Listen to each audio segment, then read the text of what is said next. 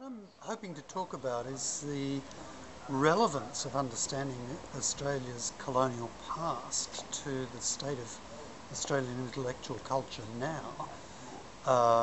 Thinking about the things missing in our analysis through the denial or forgetting of our situation in the colonial world. A whole lot of Australian culture, including intellectual culture, more or less assumes that we're just part of the West, or really as if we were another state of the United States or another province of Europe.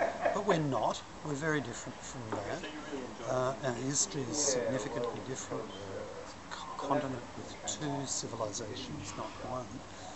And that makes a big difference to the nature of intellectual work in this country, and to the shape of popular culture too, I think, in ways that are not always acknowledged, not easily acknowledged, in fact.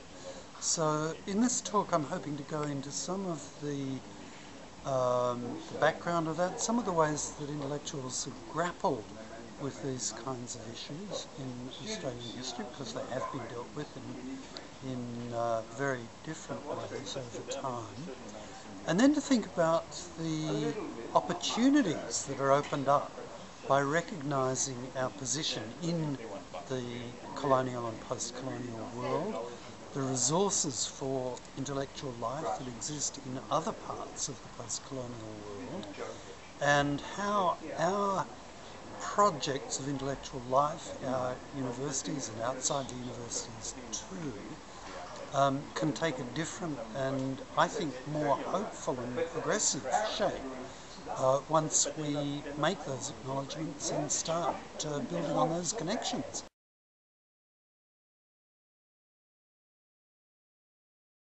Well, we had a terrific discussion, good roll-up, lively questions, I think. Certainly some that I had to think about very hard. Questions about, for instance, the emotional dimension in the production of knowledge and the way people become attached to frameworks which they've been educated in or have formed their own intellectual identity in. And also very lively discussion about the place of Australia in the post-colonial world, and the way in which Australia functions, for instance, as a regional power in the Pacific. So it's not a simple matter to see Australia as part of the global south. Australia is privileged, or Australian intellectuals are privileged in terms of language and wealth, though they're also marginal in geopolitical terms. So very interesting issues came up, and I think it'll be I hope it will be a lively series coming from this.